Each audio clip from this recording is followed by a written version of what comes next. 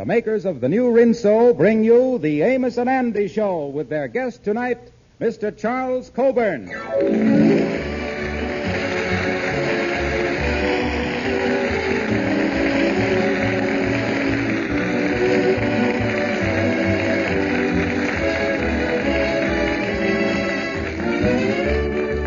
There's plenty of excitement around tonight because radio history is being made. The new Rinso presents the new Amos and Andy Show. Yes, everything brand new. New in the fact that Amos and Andy are doing for the first time a half-hour show. New in that Amos and Andy are playing before an audience, also for the first time. And new in that each week there will be a famous guest. Tonight, Mr. Charles Coburn, whom you have seen in The More the Merrier and Heaven Can Wait. And there's plenty of news about Rinso, too. Try it yourself. I'm sure you'll agree it's absolutely tops. That its soapy-rich suds get out more dirt, that in short, it's the ideal soap for wash day, for dishes, and for all the soap and water jobs around the house. Yes, try Rinso. I know you'll join the vast army of women who whistle while they wash. And now, the new soapy-rich Rinso presents the new Amos and Andy Show.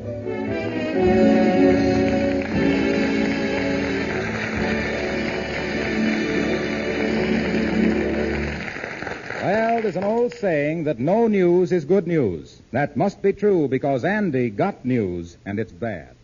The news is in the form of a letter which Andy is discussing with the Kingfish and Henry Van Porter in his office now. Boys, I really in a mess here. Brother Andy, he acts like he's bad off. Well, to tell you the truth, Andy, I can't see what is such bad news about a relative coming to visit you from the South. Listen, Henry, a relative is bad news no matter what direction they come from. Listen here, fellas. I ain't told you this, but here's the jam I was in. About 6 months ago, I discovered that this uncle of mine that's coming up here tomorrow done cut me out of his will. Oh, I didn't know that. Now, that's a serious thing. Yeah, and I found out that the reason he done cut me out is 'cause he thinks I is undisresponsible. You see, boys, my uncle always wanted me to get married and settle down. Well, tell me this, Andy. What has all this got to do with the letter you received from him? Well, I always been kind of superstitious about being left out of wills. So, about 6 months ago, I done writ my Uncle Edgar, told him I got married, settled down, and I was living in a nice 6-room apartment. Oh, I'm beginning to get it now. So, he's going to arrive in New York tomorrow morning on the 9 o'clock train. But the main reason he coming up here is to see some New York doctor specialist about his health. And he going to stay here till Monday. Tell me this, and after you done writ your uncle that you got married and settled down, do you know if he put you back in the will there? Oh, sure. He slapped me right back in there. You mean on the regular dotted line in ink, not just out in the margin in pencil, Listen, I right in the middle of the thing, between them whereases and wherefores and all that stuff. Yeah, that's the place to be. If you can worm your way in there, there's the place. All right. Well, Andy, it looks like you've got a lot to lose, all right. Yeah, but I ain't told you the biggest headache, though. My uncle say in the letter that he is planning on staying with me in my 6-room apartment. And then he say that that'll give him a chance to become acquainted with my dear little wife. When is your uncle coming up here? Saturday. Why, that's tomorrow. Wait a minute, Andy. You could be married by tomorrow. Yeah, I could be wait a minute here. How is I going to meet a gal that quick? Oh, just stand on the corner and keep whistling. Now, just a minute, my friends. That sounds a bit hasty. After all, the type of girl that Andy might get from a whistle might not be the type he'd want for the mother of his children. Now, look here, Henry. When you was whistling for a wife on short notice, you can't be too particular. Like when you go up to the North Woods hunting for moose, and you give up with the moose call. You can't be fussy. You got to take the first moose that comes along. Yeah, Kingfish, but you got to be a little more particular about a wife. After all, if you don't like a moose, you can shoot it.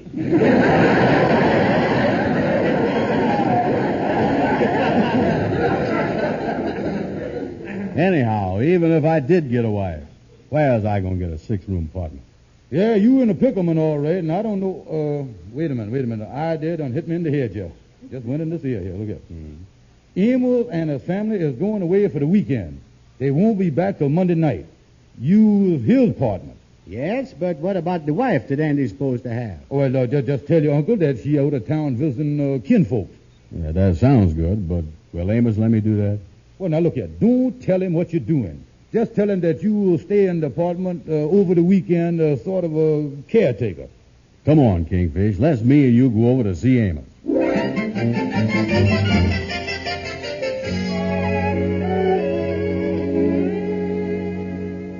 So you're going away for the weekend, Amos. Sure hope you have a nice time. Yeah, well, thank you very much. Tell me, Amos, who is you leaving in charge of the apartment? Well, I ain't figuring on having nobody here. How about burglars? Yeah. Well, I went away before, and I just locked the place, and nothing was stole. Oh, maybe the burglars didn't get around to you yet. Yeah, I guess they're short-handed, just like everybody else. But you see, fellas... Amos, look here. These burglars work the thing in alphabet order. Now, you just lucky because your name is Jones. They ain't got down to you yet. And is you here where the burglars is down to now? Yeah. I heard they was just finishing the letter before J, whatever that is. Seems to me I heard that, too. They was working on the R's. I remember that. Tell you the truth, fellas, it might not be a bad idea to have somebody stay in the apartment while we is away, but I just wouldn't know who to get. Well, Amos, I is your pal, and I'll help you out. Would you do it, Andy? Yeah, I'll do it. Oh, gee, that's nice of you, Andy. We is going to leave at 9 o'clock tomorrow morning, so you can come in any time after 9. Okay, as a deal. I'll check in right after 9 o'clock. So long. Be sure and get out on time. So long, Amos. So long, fellas. I'll be back Monday night. See you then. Well, Andy, this is a great break for us, all right. Wait a minute. There you go with that us stuff, Kingfish. By any chance, is you helping me because you figuring I might get some money from the will? Oh, don't be silly, Andy. Never entered my mind. 'Cause at the same time, I know that if anything should happen to your dear uncle, well, I just know that in time of grief, you'll want to share your good fortune with your friends.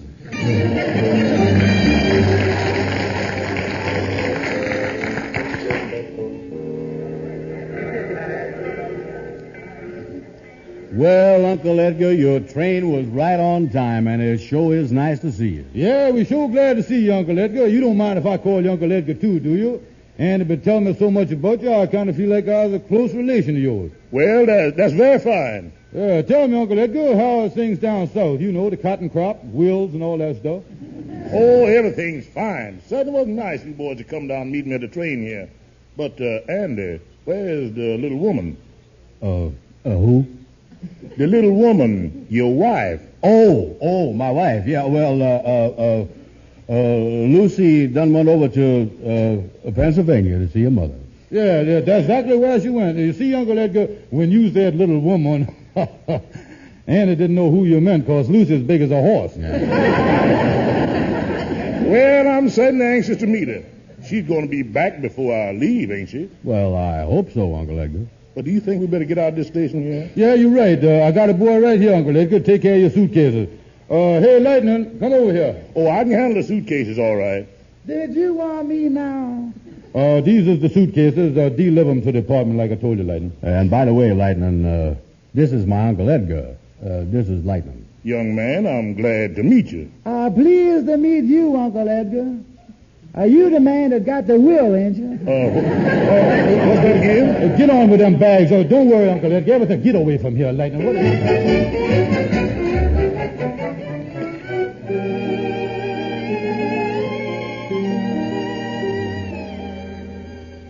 Well, Uncle Edgar, how do you feel after taking a shower and changing your clothes? Oh, I feel a lot better, Andy. Yeah, sit down there in that stuffed over chair and take it easy, Uncle Edgar.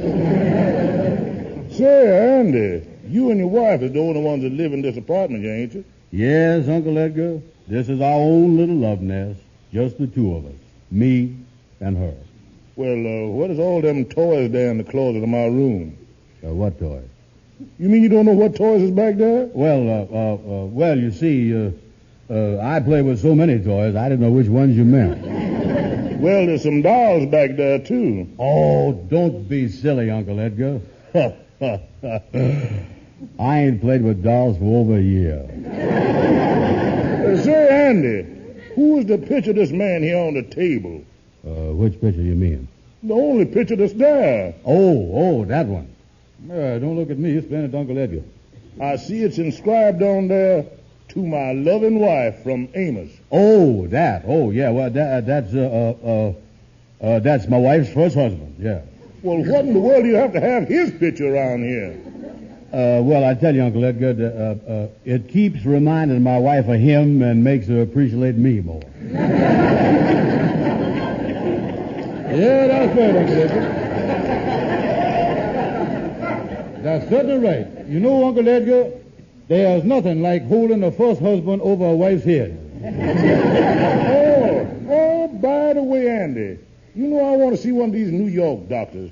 You might ask around of your friends and see if they know a good one. Yeah, but you take it easy, Uncle Edgar, and enjoy yourself for the weekend here. I'm going to tell you, Andy, you sure got a nice place here. Mm-hmm. And I was just thinking, I don't have to break my neck to get back home.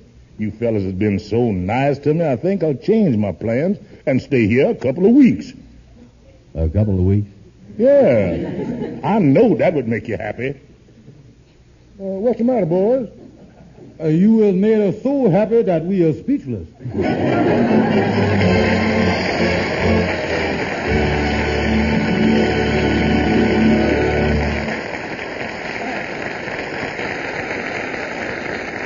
Well, folks, remember I said this would be a new kind of show for Amos and Andy, and I hope you're having as good a time as the folks here are having.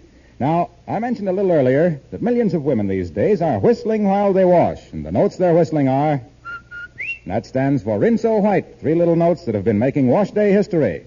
Yes, Rinso has taken the drudgery out of wash day. Those soapy, rich suds have made it possible for women to turn out a dazzling white, bright wash without hard scrubbing or boiling, simply by soaking clothes clean. A few quick finger rubs on badly soiled places, and clothes are ready to rinse. Yes, new Rinso gets out more dirt. And women are whistling while they wash dishes, too, in Rinso suds. It makes the job so speedy. And that goes for washing floors, windows, tiles, and so forth. So tomorrow, get Rinso. Then you'll whistle, and you'll see how much easier life can be. Now, back to Amos and Andy, and their guest tonight, Charles Coburn.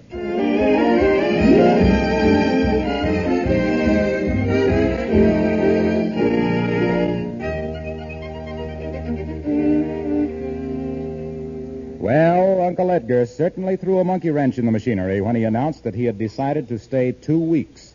Andy and the Kingfish are plenty worried. Kingfish, we is really in a mess now. Mm-hmm. Amos coming home Monday, and Uncle Edgar say he's going to be here for 2 weeks. Andy, listen, I got an idea.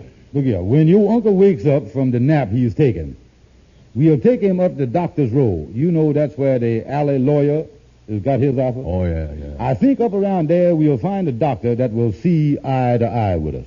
Yeah, but we want to get a big doctor with a good reputation to examine my uncle. Yeah, well, we'll get a good one all right, but I think that for a small extra charge, we can get a doctor to tell Uncle Edgar that this climate up north here is bad for his health and that he has got to get right back down south now at once. Yeah, well, how is we going to work it? We'll leave Uncle Edgar out in the waiting room at the doctor's office, and we'll go in the doctor's private office and talk to him first. Oh, I think I see what you mean.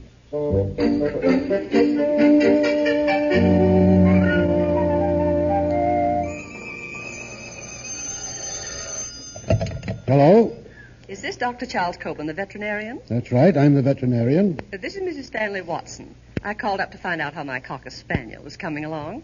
He's doing nicely, Mrs. Watson. His front paw is still a little sore, but we ought to have him out of here in a few days. Oh, thank you very much, Doctor. Goodbye. Come in. Excuse us, but is you Dr. Charles Coburn? That's right. Good, yeah. Well, we see your name on the door outside, and we're looking for a doctor. Tell me, do you have the patient with you? He's out in the waiting room, yeah, so we want to talk to you first. Is he chained up? Chained up? Oh, no, he ain't dangerous. Well, why don't you bring him in the office here? Well, that's what we want to tell you. You see, Doctor, we don't want him to hear what we're going to tell you. Oh. You don't want him to hear. That's pretty good. I've heard some of them are very clever, but I've never heard of one that could understand medical terms. Well, the truth is, he ain't been feeling well lately, and he asked us to take him to a doctor, you see. Before we go any further, gentlemen, are you sure that you are feeling all right? Oh, sure. Yes, sir. We feel all right. Well, tell me exactly what's wrong with the patient. I'm a busy man. Well, doctor, to tell you the truth, we don't know exactly what's wrong with him. Well, the only thing to do then is to strap him here on this table, and I'll give him a thorough examination. Strap him? I don't think he's going to like that. Oh, that's all right. We'll put a muzzle on him. Now, wait a minute. We can go just so far with him, you know.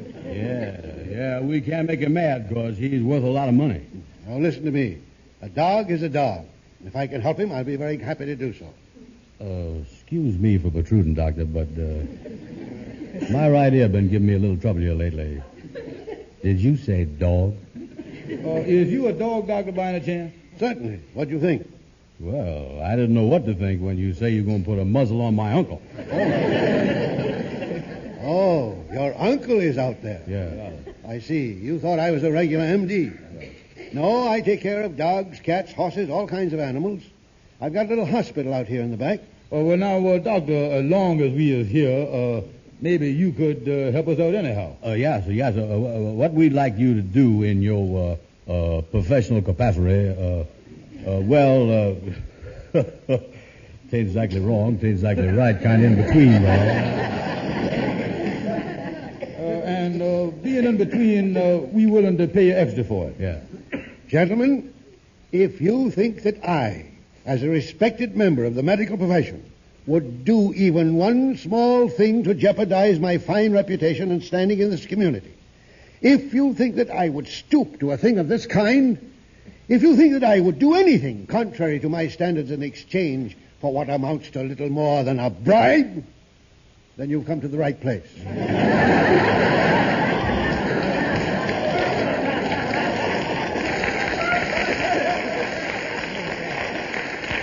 Yeah, man, that's great. That's great. Now, look here. Here's what we want you to do. We want you to convince my uncle that this northern climate is bad for him, and even one more day of it might be fatal, and he has got to go right back down south. Yeah, so we don't care what you tell him. We just want to make sure that he leaves town by the night. It's as good as done, my friends. But in our haste, let us not forget the cash, $10. Yes, sir. Here it is. You might put it in that drawer right there. I don't touch money like that.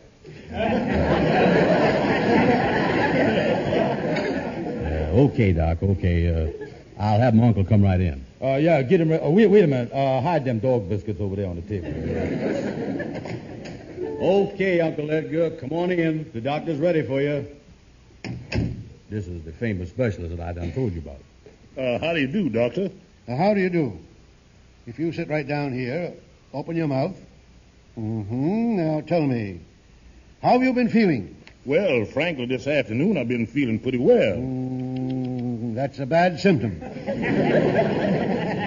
Yes, that's the trouble with your particular ailment. You always feel better first.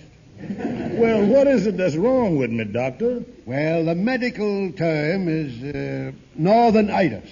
Doctor, no, anything but that. Yes, I'm sorry to hear that, Doctor. Now, Doctor, just what is this northern-itis? Well, you come to me as a patient, and I guess it's my duty to tell you the truth. Northern-itis is a condition that is brought on by an atmospheric change, a change of pressure that crushes the cells of the nervous system. Naturally, yeah. That's what makes you feel like you do now. But I feel very good now. No, that's nothing. That will go away. Well, tell us this, Doctor. What is the cure for this thing? Your uncle must go back down south. Of course, there's no real hurry about it. Nothing to get alarmed about. Doctor, but when do you think I should leave for the south? No, there's no tremendous rush about it. Any time within the next hour. Yeah, well, We better leave right away, Uncle Edgar, before you start foaming at the mouth. Come on, we'll go right down to the depot and get your ticket. Do you mean to say that Yeah, come on, Uncle Edgar. Let's get out of here. Yeah, we ain't got no time to waste. Well, so long, Doctor. Oh, what was that? That's one of my patients. I mean... One of your patients? Got a nasty cough, hasn't he? Goodbye, boy.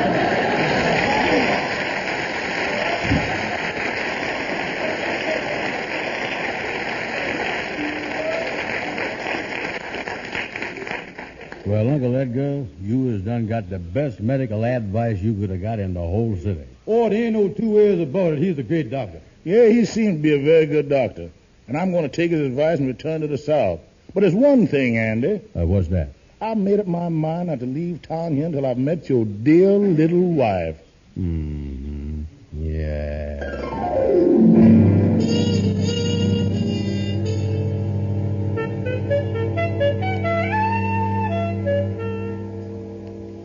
Now, did the theatrical agency tell you exactly what you were supposed to do?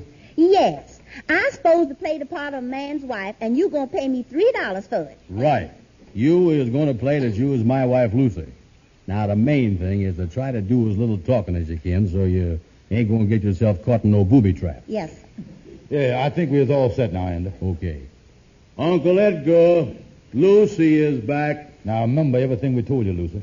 Well. So, this is Lucy. Yes, sir, Lucy. I was married to this gentleman here. Yes, I know. Yeah, I know that, but tell me this, Lucy. How long has you been married? Well, we've been married exactly 1 year. Well, wait a minute. It seems to me you said something to me, Andy, about being married 6 months. I thought it was about a year. Well, you see, Uncle Edgar, the time passes fast for me and slow for her.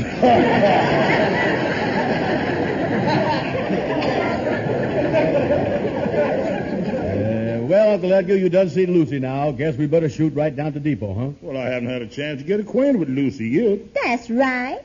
Don't rush us, Mr. Brown. Mr. Brown? And after being married 6 months, you don't make your wife call you Mr. Brown, do you? Well, I tell you, Uncle Edgar, till I've been married a year, I demands respect. Oh, yeah, you got to keep these women in the place, all right. Yeah, I tell you, Uncle Edgar. Uh-oh. Well, how is you there, Andy? Say, what is going on here? Amos, you ain't supposed to be back here till tomorrow. Yeah, well, I got a chance to ride down with some people, and I thought I'd do it. I'd like to meet your friends here, Andy. Go ahead, Amos. Andy, introduce them there. Go on, mess them up there. Yeah, but,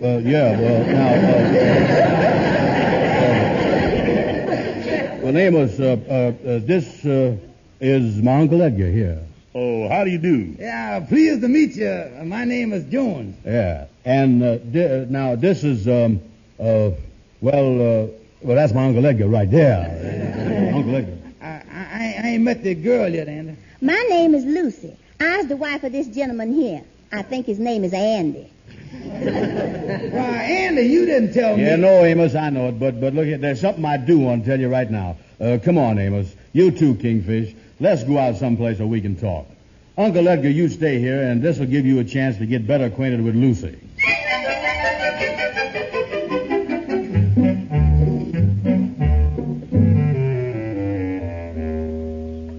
So, Amos, that's the whole story in a nutshell. Yes, Amos, the only reason that Andy done it was so that his uncle would keep him in his will.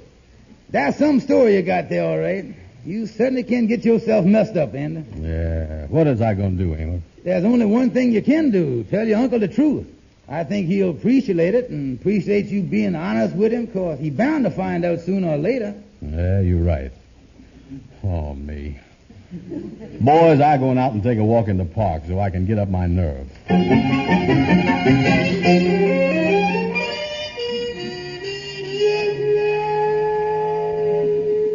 Come on, Kingfish, let's go in. I'm going to tell him the truth. Okay, open the door.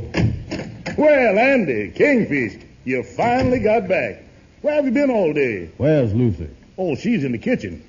Well, in the kitchen. Uncle Edgar, there comes a time in a man's life when he got to do something that he don't like to do, but I got to do it. Oh, what is it, Andy? Well, Uncle Edgar, I'm going to confess something to you. This ain't my apartment, and Lucy ain't my wife. The only reason that I done told you all this was so I could stay in your will. But I wouldn't blame you now if you throwed me out. I understand, Andy. But I ain't gonna cause you no more trouble, Uncle Edgar. Where's that sappy little theatrical actress who's supposed to be my wife? You get me? I'll pay her the $3 and chase her out here right away, so at least she ain't gonna be bothered with her. Andy, please. You speaking of my future wife. Your future what? My future wife. I found out right after you left this morning that she was only playing the part of your wife. We have spent all day getting acquainted. She's a fine cook and a good-looking girl. We're getting married right away and leaving on the first train for Georgia. Well, congratulations and all that stuff, Uncle Edgar. I'll be glad to go to the depot with you and see you off. You know, carry the grips for you, carry your will, anything you want me to carry. Yeah, congratulations, Uncle Edgar. But say, there's just one thing that I'd like to clear up before you leave. Well, what's that? Well, now that Lucy is going to be my aunt instead of my wife, does I have to pay her the $3 or does you pay her?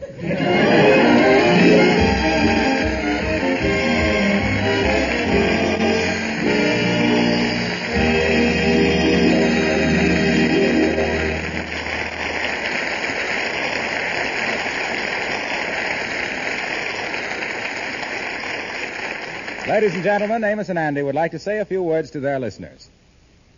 Hello, folks. Hello, everybody.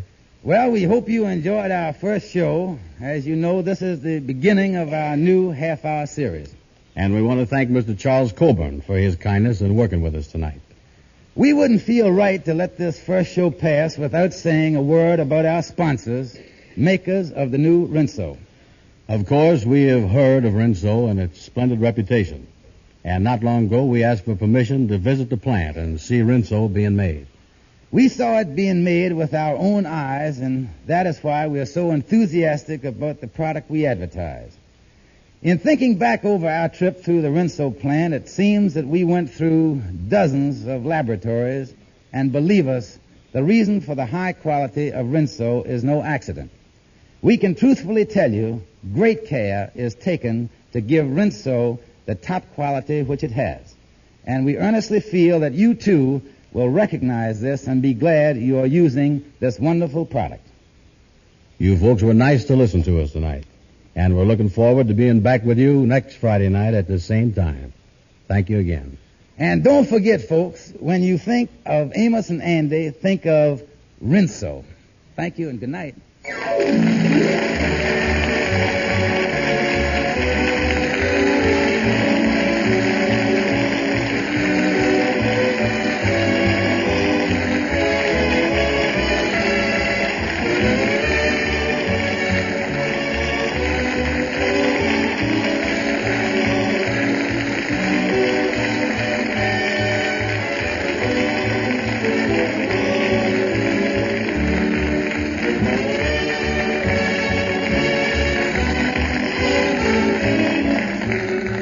Yes, be with us again next Friday night at this same hour when the makers of the new Rinso again present the Amos and Andy Show. And when Amos and Andy's guest will be the talented pianist, Jose Iturbe. This is Harlow Wilcox bidding you good night for all of us.